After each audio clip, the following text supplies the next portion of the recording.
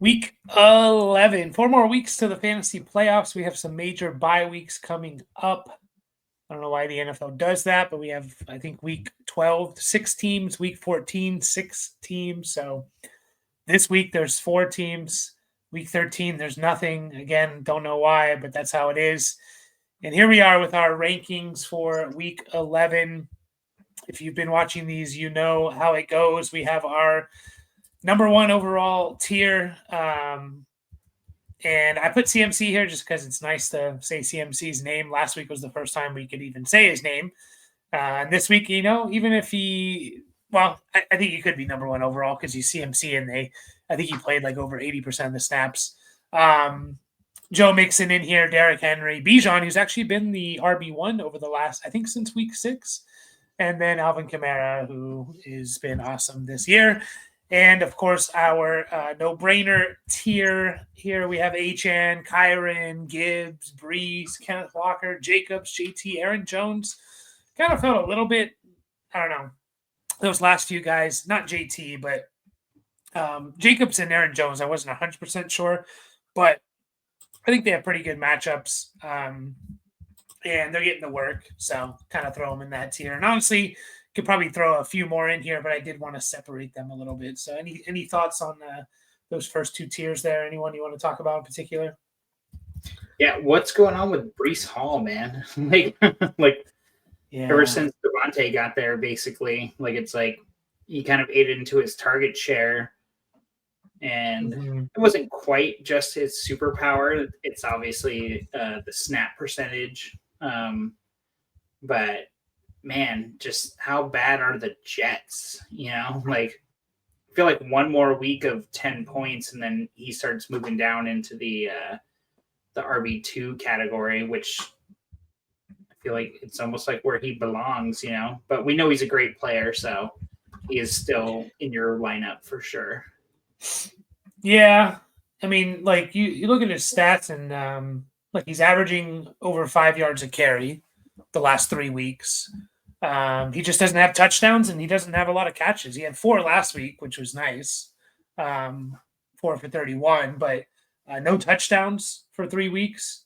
Only 7 catches over those 3 weeks, and 4 of them came in 1 week. So yeah, it's not like he's necessarily playing bad. It's just the team isn't really playing well. They're not scoring a whole lot. I mean, I don't know. It kind of sucks, really. It really does. It's just weird. It's weird that Garrett Wilson is if you would have asked me 2 weeks ago, who's been better, Garrett Wilson or Breece at their respective position, to be like, oh, no question, Breece. And then you look at it, it's like Garrett Wilson's the wide receiver 3, and I don't know, it just hasn't felt like that really. I don't know. I hope it turns around. But we got one more no-brainer, I think, for Breece, and if he doesn't do it this week against the Colts, then it's an issue, right? It's a big issue. What about Aaron Jones and Jacobs? Any concern with those guys? I mean, Aaron Jones does have a little bit of a tough matchup. I mean, Tennessee's not as tough anymore.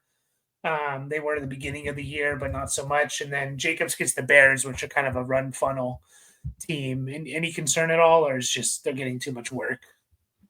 I mean, they're starting to get up there as far as, Aaron Jones more than Jacobs, but just in terms of usage for Jacobs, Aaron Jones doesn't have that issue, but he's 3 years older, He's got the rib issue. So the thing that Aaron Jones has going for him is, there's not much behind him. We got Cam Akers and Ty Chandler, so that's good for him. Anyways, oh shit, they got CJ Ham. I don't even know who that is. He's listed as fullback 3. What's that? Yeah, he's kind of like a fullback more than anything. Okay. They got him listed above Ty Chandler. So, the rib issue is a little bit of something to think about, I guess. And given the matchup with Tennessee too, but ribs, that's always a pain tolerance thing, stick a flak jacket on the guy and, use him out of the backfield a little more, maybe, but with the return of Hawkinson, like, I don't know how much that's in their game plan, and so I don't know. I mean, definitely a little concerned, but not overly concerned where I'm not starting him. Yeah. Yeah, they're both very similar this year. Like, they're both on pace for over 1,600 total yards. Aaron Jones over 1,700. They're okay in the passing game. I mean, Aaron Jones better than Jacobs, but Jacobs about 2 catches a game. Aaron Jones about 3. They just don't have a big touchdown total. I think it's 4 for Jacobs and three for Aaron Jones. So maybe we get a bump up there, and I think they'll start looking a lot better. Two groups that I think you could, if I had to just not have these 2 tiers, I would stick them in the no-brainer. But I separated it a little bit here as I pull up mine. Oh, it's the great matchups, and I just wanted to highlight the kind of great matchups. Maybe they're not exactly no-brainers. I don't know. I think they are. And then tough matchups. And I think these guys are probably no-brainers as well. It's Monty and Hunt. It's Chase Brown and James Cook. So I don't know. Monty and Hunt, you're going to start because they're good and they're have good matchups. Any concern with Chase Brown as the Bengals play the Chargers, who I think are either number 1 or 2 against running backs? And then obviously James Cook and the Chiefs, and either the Chargers are 1 and Chiefs are 2, or vice versa. So those guys are playing literally the top 2 teams. Any concern with those guys at all, or you're gonna roll with it and they're getting too much work? Yeah, I mean they're kind of in the same boat where as Brees, anyways, where it's like, well, they're the guys, Well, I mean, not so much. No, I guess we kind of rolled past Monty, I guess. But yeah, kind of like no-brainers. Yeah, basically. And I kind of feel like these guys kind of are along those same lines, like they've became the dudes. So like, even like shying away from the matchup, it's a little tough, but like, I mean, they're going to pull out all the stops against Kansas City for James Cook, so I'm definitely like concerned, you kind of have to temper expectations a little bit, but I mean, without a banged up receiving core, Kincaid's already out. Did Keon Coleman already get rolled out for Buffalo? Yeah. He's out. What about Amari Cooper? He's questionable. I think he's going to play with a cast. So cool. We'll see how that goes. Yeah. That's always weird to me. It's like, isn't that kind of a weapon? Like, I know he's not going to bash a guy with it, but shit happens like when you're getting tackled and stuff. So yeah, sure. I don't know. So I think you're still starting him up with less expectations, but you might feel a little bit better about starting a few of these other guys. Like Chase is probably the easier one to get away from, given where he was drafted. And it's kind of funny to like be thinking about where guys were drafted, 11 weeks ago, 12 weeks ago, like before the season. So, it's interesting. I actually think, like, if I had to choose one of these guys, Chase Brown or Cook, to start, I think I would choose Chase Brown just because he's been getting receiving work. And James Cook, even though we always think of him as like a receiving back, I mean, he has 9 catches in the last 3 weeks, so like it's not terrible. But like Chase Brown has, I think, 14 in the last 2, and he's like pretty consistently going to give you 2 or 3. Whereas Cook probably as well, but we've had in the last 5 weeks we've had a 1, a 0, and a 2.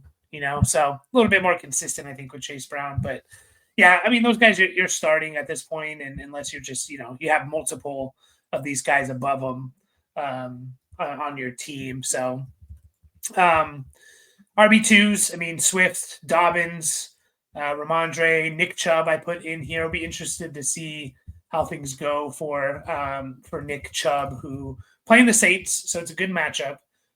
He's had 15 plus carries each of the last 2 weeks. He got up to only actually played 35% of the snaps. That's a little strange, but they gave him 15 carries. They're coming off a bye, so is he is he ready to go? So I put him in here, and I think I expect a good game from Chubb and Ramondre. Like hopefully he falls into the end zone, which he has been lately. 4 touchdowns over the last 3 weeks. Dobbins, Gus Edwards did take a little bit from him, but I still think you're good on Dobbins. And then Swift, it's just more the Bears offense. He's getting to work. Bears offense has just been terrible, and hopefully with the change of offensive coordinator. Which of these 4 are you most afraid of? Anyone on New England always kind of worries me, but I don't know. It's kind of tough. Like we really need to see the Chicago offense kind of step it back up, for Swift to be really good, and he's a big part of that. Honestly, he's part of the reason why they haven't looked so good. Mm-hmm. It's not all just Caleb and their line and everything. So I'd say probably Swift, but Stevenson's a close second. Yeah, it's fair. It's fair. I just no touchdowns for Swift over 2 weeks. Again, I think that's a little bit more.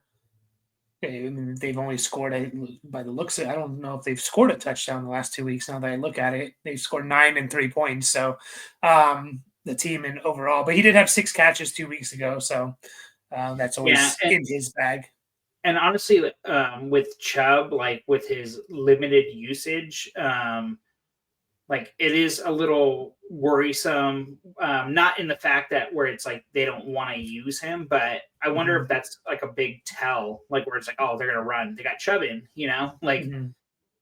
just because he is getting 15 carries on 35% of the snaps last week, and kind of similarly, when they first brought him in, 11 carries on 36% of the snaps. So. Mm-hmm. It's a little worrisome, but he's got the bye. He's already been kind of worked back in, and let's get it going, kind of a thing for Cleveland. Yeah, he actually might be the one I'm most afraid of, just because he hasn't really caught the ball, and you would think Dobbins is not part of that, but Dobbins I think is on pace for over 50 catches this year. Is 24, so he's gonna fall maybe just short, but. He's actually, you can bank on Dobbins having 2 catches. He literally has 2 or more catches in every game but 1 this year. So that's pretty good to see.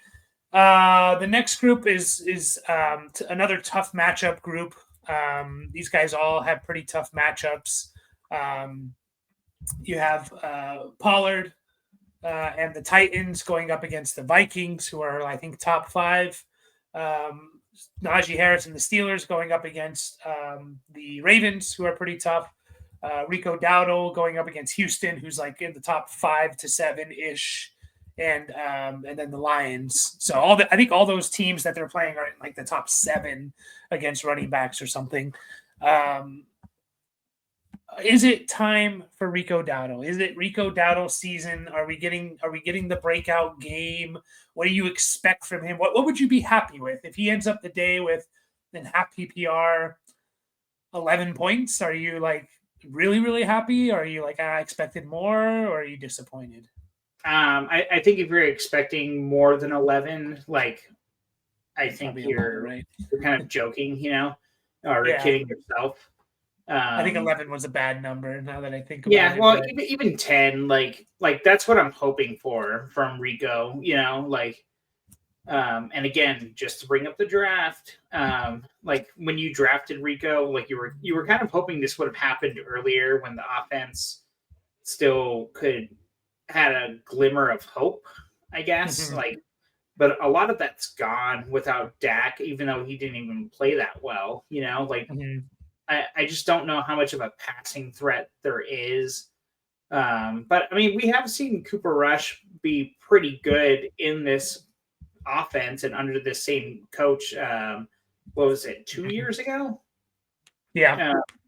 So I don't know. Like, I'm kind of thinking like maybe the Cowboys can get it going a little bit more. And I mean, he's involved in the passing game, so he can be a little bit of a safety valve for Cooper Rush to try and get out of some situations. But I mean, man, like Houston's defense last week, they played the Lions, right? Yeah. Yeah, I mean, they just looked mean, for the first half, anyways. So that can definitely shake a team up. So I'm definitely nervous, but I think 10 should be what you expect, and you'll get 15 if he gets a touchdown. Yeah. And now that I look at it, 10, if you give you 10 points, that's like the RB 32 is averaging 10.3 points this year. So that's perfect. He's RB 33. There you go. Yeah, he has been catching the ball to his. He's on pace actually for like 50 catches this year, which is kind of crazy to think about because that's a pretty good number. But yeah, just to put it here, Vikings are third against running backs, Texans fourth, Lions fifth, Ravens sixth. So there you go, in perfect order there.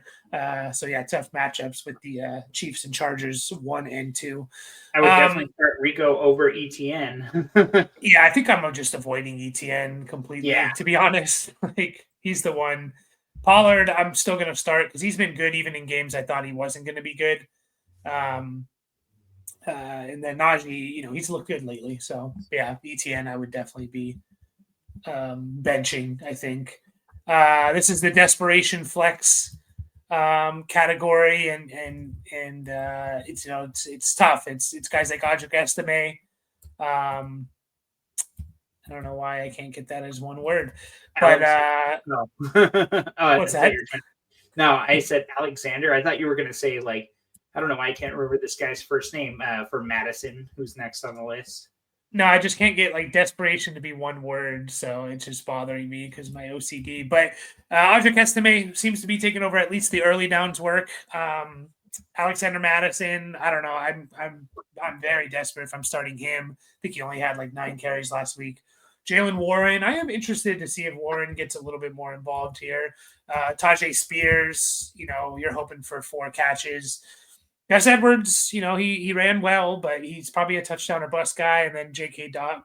Justice Hill, sorry, is again, you're probably hoping for 4 catches. So if you had to start one of these guys, you have to choose one of them. Let's say half PPR. Who are you choosing? I think it's Warren. I think he might be starting to feel a little right. Like we know he's involved in the running game.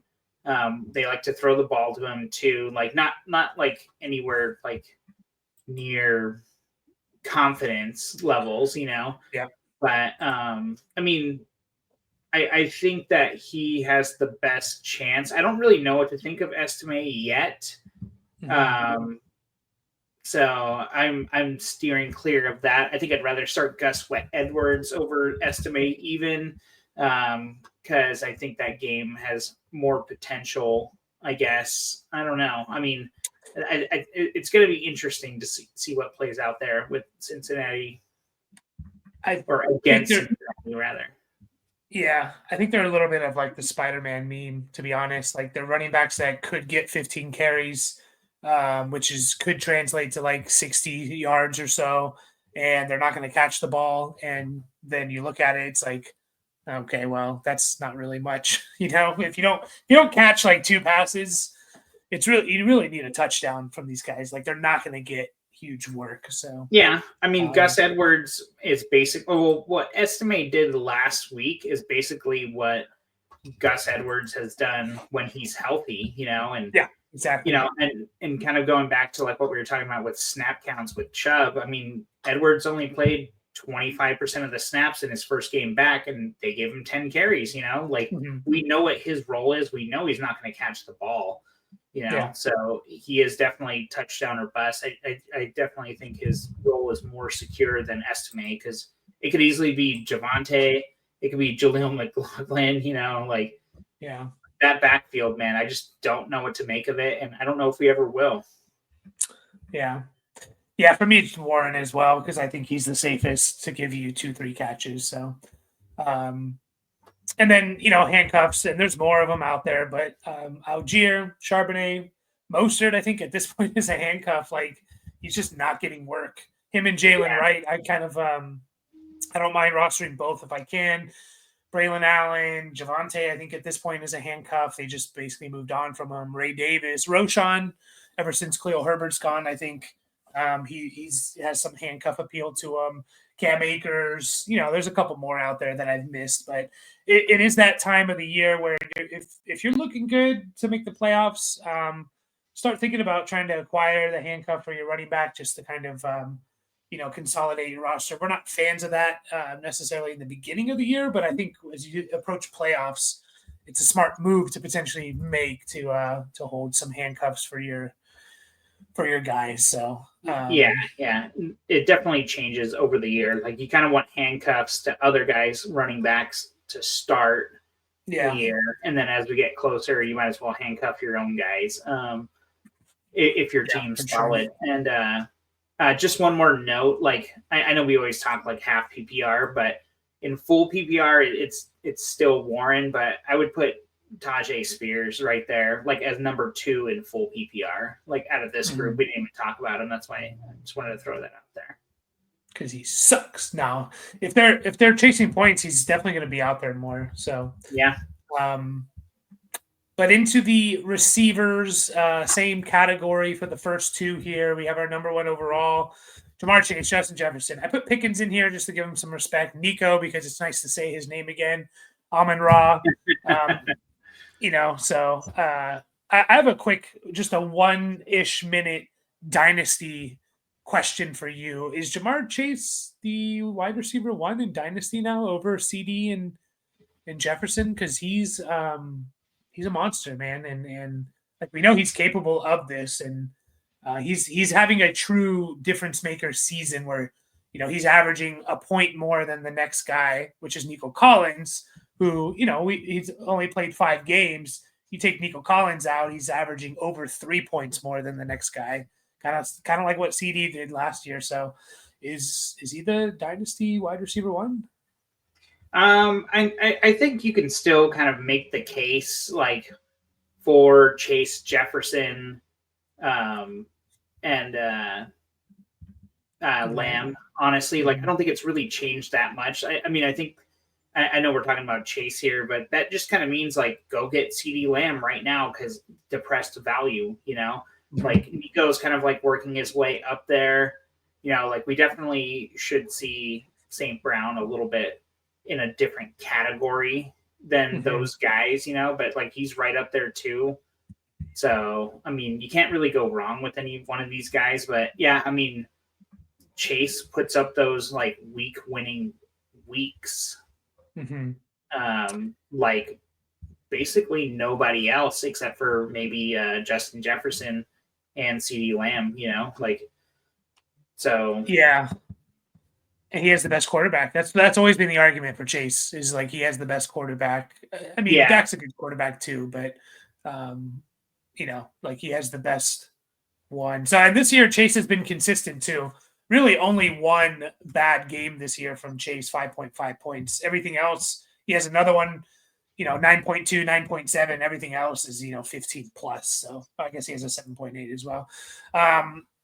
No brainers, a little bit smaller than the running backs, which makes sense because the running backs have been so much better than receivers. But it's the Rams guys, Cooper Cup, Puka. They're still putting up points. Debo, Tyreek Hill. I don't think I meant to put here as a no-brainer. Actually, now that I'm thinking about it, I don't think Tyreek Hill is a no-brainer. Garrett Wilson and DK Metcalf. Yeah, we have to. I'm going to put Tyreek Hill on the wide receiver 2s, and we'll talk about them later. But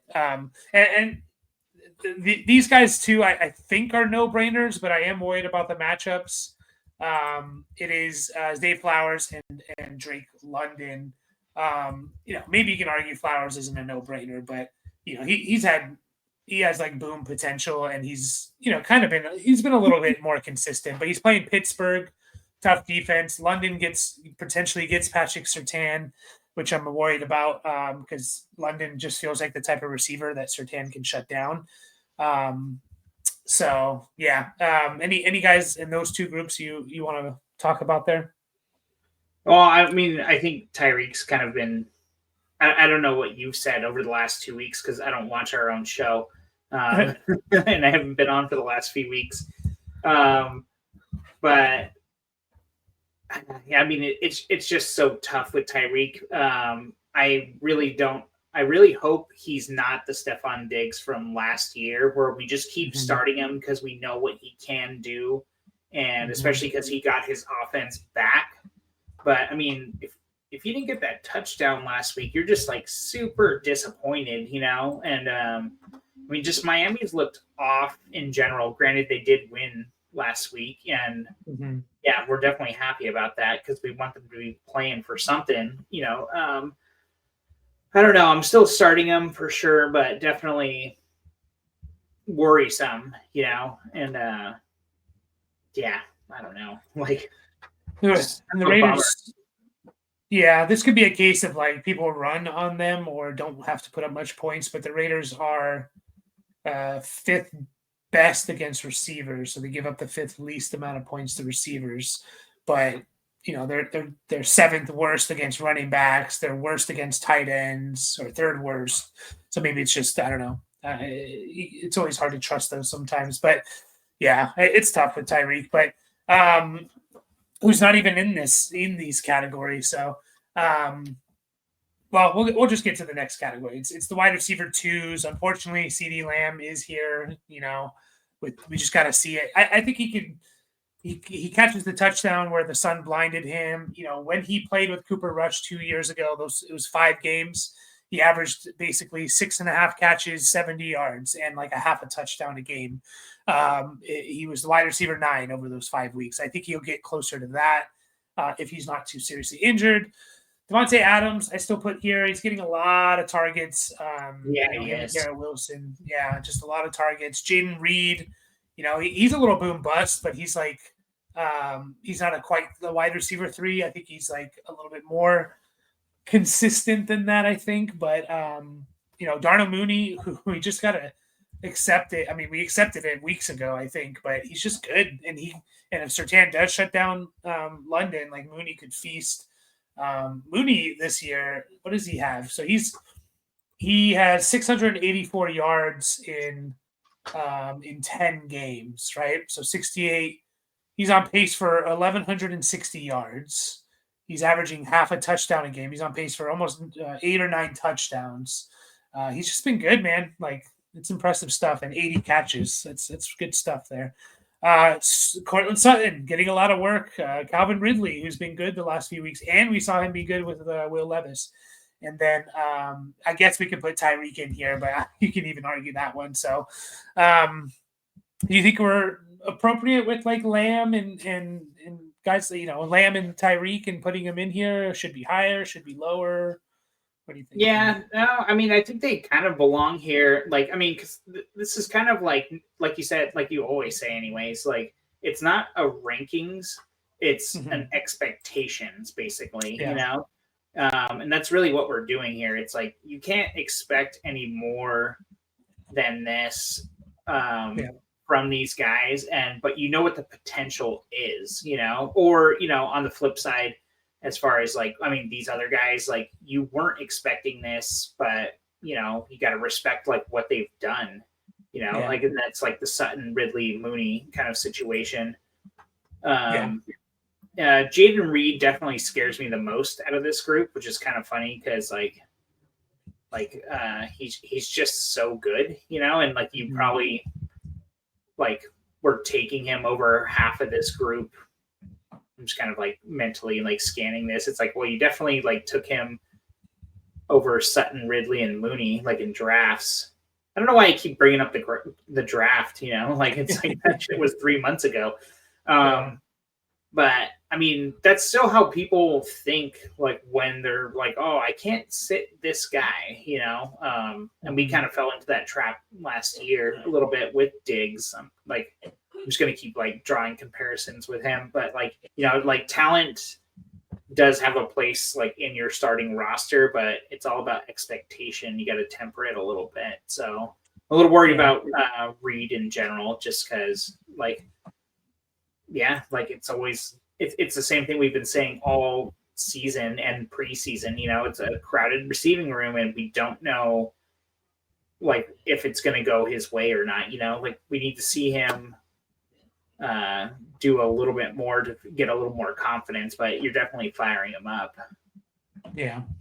And I think, he does have a tough matchup in the Bears, but dude, Green Bay's they're just gonna try and shove it down the Bears' throats. Like their defense has looked pretty good all year.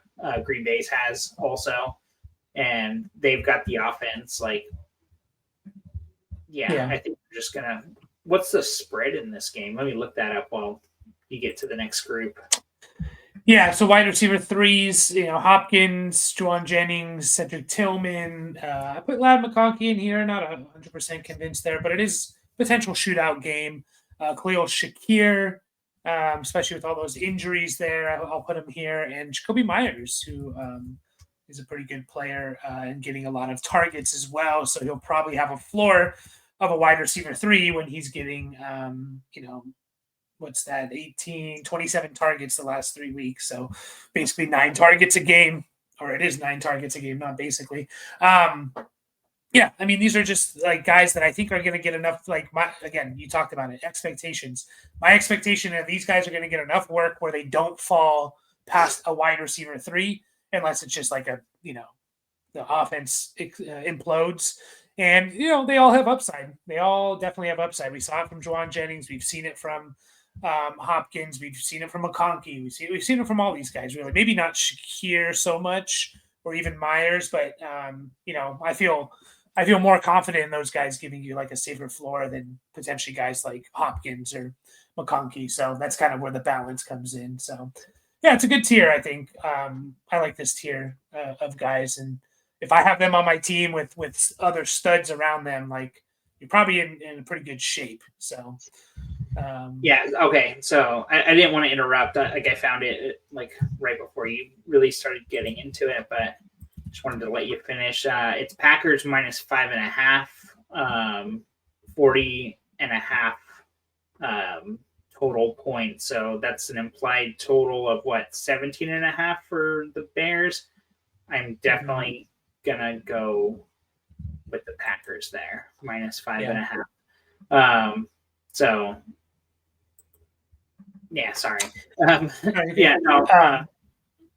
So honestly, like out of this category, I like Tillman over. I'll just pick on Jaden Reed because I was just picking on him a little bit.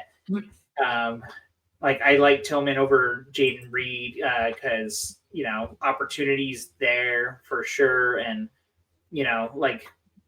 I wouldn't necessarily it's hard to say Jaden Reed's more talented, but we have seen more from him. But Tillman's still a very young player, and he's been playing with the ghost of Deshaun Watson these last couple of years. So I think we get a little spoiled sometimes. I know this is kind of getting into when we talk about dynasty, especially where it's why didn't this guy do good in his first 6 games? What the hell is going on? But I mean, Tillman was drafted 3rd round, early 3rd round by the Browns. Last year. So I don't know. Maybe we're starting to see a little bit of emergence with some more competent quarterback play, which no one's ever said about Jameis Winston. But he's not terrible. But he's been playing better than what we've seen from Watson. So I feel more confident starting him. Tillman, that is over Jaden Reed, but because I would say their upside is a little similar in that sense. Shakir obviously has a big opportunity with everyone out basically on his team, and given the tough matchup, he's going to be involved. He's going to be a big part of why Buffalo beats the shit out of Kansas City.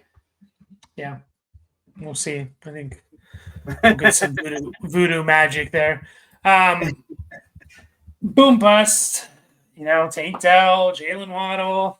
Even though Jalen Waddle hasn't really boomed, Tank Dell at least has, I think, one boom game. But this is my expectation if I'm starting him. Jameson Williams, T. Higgins. I've heard numbers about his numbers when he comes back from injury, and they're not good. So I'm just going to put him in here for now. You could probably argue as a wide receiver 3 or even better, and I'm not going to argue too much. And then I think we got to put MVS in here. I don't really see what's the big difference between MVS and Jameson Williams, really? Wait a second. If we're going to talk about him, you got to throw Christian Watson in there or some shit. Well, MVS has had a better game than Watson's had all year. 3 for 109 and 2 touchdowns. I don't know. It's just Christian Watson's best game is 3 for 68 and a touchdown. I'm definitely starting Watson over MVS, but that's besides the point. Again, I get it, but it's Derek Carr can throw the deep ball. Look at what he was doing with Rashid Shaheed. I just figured Marquez MVS is basically going to be, Shaheed light, So I agree with you, but I don't mind taking a shot on him. So, these guys are boom busts. There's really not much to talk about too much with these guys. You don't really expect a 2 points or you expect 20, right? So that's kind of the appeal. If you played Saquon, maybe one of these guys is who you're targeting to play. So, yeah, I don't know. I mean, Jameson Williams makes me very nervous also. He looked pretty good last week, that's for sure. But it's Jacksonville. He could be part of the reason why the Lions cover, the 14 points that they're getting taken off their totals. Is it 14 or 13? I don't remember. It's probably changed. It doesn't really matter. It's 2 touchdowns more or less that the Lions are favorited by, and he could be one of those for sure. But I'm definitely starting Waddle. If I had to order them, it's Waddle, Dell, Higgins, Jameson, MVS. I guess fucking MVS. Honestly, you could probably put Higgins at the top, and it's more just hedging your bets a little bit.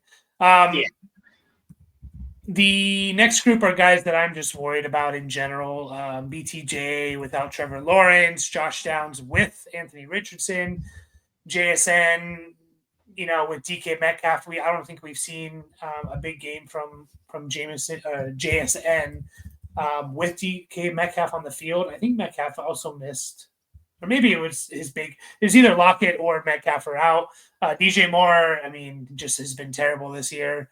Michael Pittman, same thing as Downs, and probably even a little bit worse. So, is there if you had to choose one of these guys to play, is there one in particular you like the most? I think I still like Josh Downs. I don't know. I'm trying. It's always hard to remember when did Anthony Richardson actually play. So I'm kind of looking at them side by side, and I think Downs and it doesn't help that Downs missed a couple of Richardson's healthy games.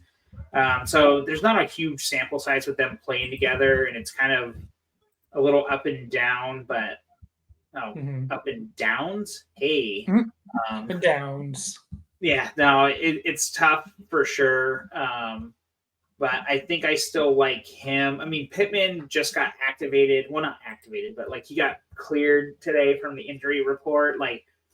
And I'm out on him. DJ Moore, he kind of I see you got Fine taking a shot on Adunze in the next category. Spoiler alert. I don't know. Chicago's going to have to get something going to keep up with Green Bay, so I'm fine with them. Brian Thomas. I'm just like going through and saying why I don't like these guys. Yeah, they're all bad. Yeah, I know. They are.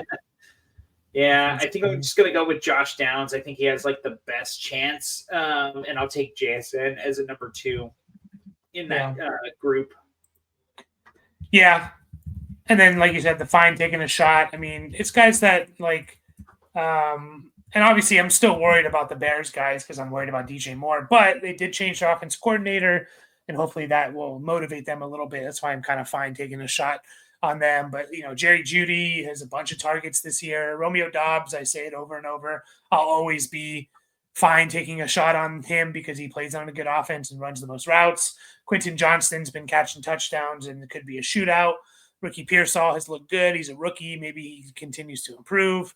Elijah Moore, kind of like same as like Jerry Jeudy, getting a bunch of targets. And what if Jameis just goes off on the Saints revenge game? And Demario Douglas, like maybe Drake May. You start looking at May's numbers, and we'll talk about that another time. But pretty damn good. And I think the safest receiver there is Demario Douglas. So I don't mind taking a shot on a guy he has 14 targets the last 2 weeks. He has 11 catches. He's not going to give you huge plays, but if you need a 10 points in PPR, he's probably a pretty safe bet. As safe as a bet as you get with down at this level of guys. So, yeah, definitely. A lot of these guys are very format dependent. Like you were saying, like Douglas and Dobbs for sure in PPR, even Jeudy, honestly. If none of these guys catch a touchdown, like we won't be surprised, but also like we are also like be really disappointed that they didn't. Well, sorry, when I said these guys, I kind of meant a few of the other guys, like with Huge and Pearsall and Odunze, and it's rough out there in the streets. Yeah, but Huge. I was just looking. Thought he had a couple more touchdowns. I mean, he has 5 touchdowns in 7 games. It's pretty good. That's really good, actually. So he's on pace for a double-digit season if he played every game. But just the potential shootout part of it, and I like. And then, some bench guys, just kind of filling out the list a little bit. It's Addison. It's hard. Right receivers are not that great this year. Addison, Bateman, Lockett, Worthy, Watson. If you want to throw Worthy and Watson in the boom bust category, I'm not going to argue with you, because if I were starting them, that's kind of how I'm approaching them. But I'm just trying not to start them until I see Worthy. We haven't really seen a boom besides the first week of the year. We have 4 for 37 and a touchdown. That's not a boom. 3 for 37 and a touchdown. Maybe you can consider that a boom. I kind of need to see a little bit more, which is funny because Waddle really hasn't done much. I just know Waddle is a really, really good receiver, and I'm not sure about these other guys. So, anything you want to comment on there? Or you want to talk about Amari Cooper and where you'd have him? Sounds like last I heard was he's going to play with a cast. So that kind of sucks. Yeah, I don't know. I'm not starting Amari Cooper. I don't know. I mean, it's kind of funny that you bring him up, because I was kind of just thinking about what I was going to say about Worthy, in response to what you were saying. And I was going to say Kansas City's got to pull out all the stops in order to beat basically their rival, because they don't really have one in division. Sorry, Chargers. But the division always plays them really well. Those games are usually pretty close, but outside of that, it's got to be Buffalo, and they definitely they know how to beat Buffalo, and some of that stuff, there's a lot of Travis Kelce involved and everything. And, with Juju coming back this week, the defense might get a little distracted between him and Hopkins and Kelce, and Mahomes can definitely connect with Worthy on a long one. So I kind of like him as a boom bust receiver this week. And I might actually look into what his touchdown prop is and try and tie him in with somebody else, maybe him and Kelce or something like that. And honestly, sorry, go ahead. No, I was just going to say something Buffalo does a really good job at is shutting down the deep passes. That's why running backs and tight ends and, Christian Kirk, when he had his good week and predicted it, because they just say take all you want over the middle, and like we're not going to let you beat us deep. And so that's why I'm worried about Worthy there. I could see a big Kelsey game, a big Samaje P Ryan game or something, but not a big Samaje P Ryan game, but like big for him. And just and they're just a good defense, and I think they are number one against receivers as well. No, I'm wrong about that. They are number 6. It looks like 6 or 7, but just a little bit worried about that. So. Yeah, sure. I mean, it's a long shot to bet on a touchdown from most people, and especially like a guy like Xavier Worthy. But I bet you that touchdown props is like plus 350. So I'm gonna definitely look into that. I mean, Lockett, like whatever, especially with DK coming back. Like, I mean, the dude's just getting old, but as soon as you bench him, he's the type of guy that'll go, 6 for 100. So yeah, I get why he's on the list. Addison just hasn't really done much this year. So start Christian Watson. We can talk about it after we end it, but I am curious about Worthy's touchdown prop because he is on pace for 9.5 touchdowns this year. So it's not like he's like not scoring touchdowns. He has 5 in 9 games. I know he hasn't scored in 2 straight games, but that's pretty good especially for a rookie, potentially to get double-digit touchdowns. So, but we'll save that for another time. But that is it for the rankings for Week 11. Hopefully, it helps you get into the playoffs. I know people are going to start clinching here soon. So join us tomorrow. I know, Brian, you won't be there, but join us tomorrow for our live stream. Hopefully we won't be late. We had people waiting in the chat, and I couldn't start till 2 hours later because the internet crapped out. So we should be on time, 11 Eastern time. So any last words? No. I will dominate the touchdown props. Yeah. Yes, indeed. I'll put some myself. So, but yeah, appreciate everyone. Help us get to 800. Hopefully we can get there by the end of the month. And we will see you all very, very soon.